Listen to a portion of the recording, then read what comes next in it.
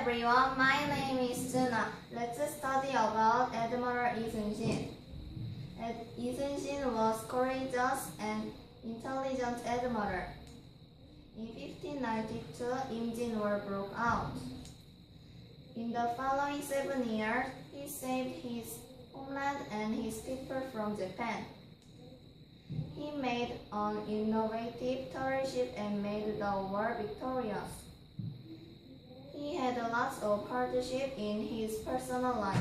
The king tried to kill him, but his loyalty to his country never wavered.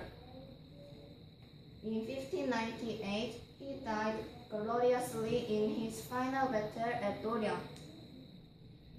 His deep love and leadership are still in our hearts. Thank you for listening.